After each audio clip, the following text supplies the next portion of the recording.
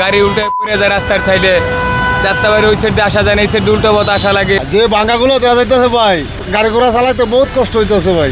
সমাধান চাচ্ছি সরকারের কাছে। এখন সরকারে যদি এটা না দেখে তাহলে আমরা কি করবো? রাস্তাঘাট ঠিক করা জরুরি দরকার, এই জন্য গাড়ি অ্যাক্সিডেন্ট হয়। এটা যে কোনো মুহূর্তে জাম লাগিয়ে থাকে। এই রোডটা খুব খারাপ রোড। হয়তো নিচ্ছি, ব্যবস্থা নিচ্ছে, না নিলে এই ইট দিল কারা? তবে ইট দিয়ে কি পরিপূর্ণ সমাধান হতে পারে? হবে না, তার ওইখানে ডালাই করে দিতে হবে রড দিয়া।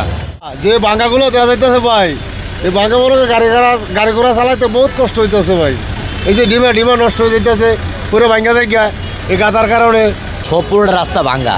ঢাকা থেকে আগে কিশোরগঞ্জ যেতাম 2.5 ঘন্টা 3 ঘন্টা, এখন গাড়ি নিয়ে যাইলে সর্বোচ্চ 5 ঘন্টা 4 ঘন্টা এরকম লাগে। সমাধান চাচ্ছি সরকারের কাছে। এখন সরকারে যদি এটা না দেখে তাহলে আমরা কি করবো?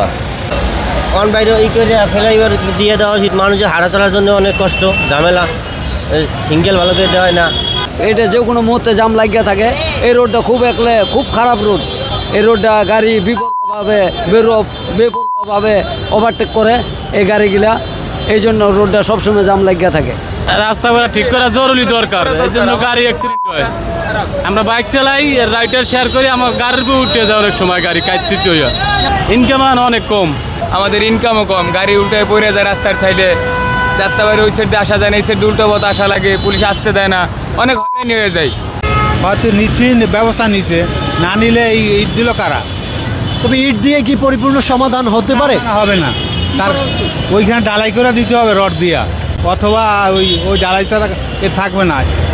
এই নরম ইট গাড়ির চাকার উপরে উঠে যায়, আর গোছা ভাঙছে নিচে কাজ হবে না। পুরো ভোগান্তি, যেহেতু বৃষ্টিপাত হলে কাদা মাদা হইয়া গাড়ির চাকা চিপলে চাপলে খুব খারাপ হয়ে যায় অবস্থা।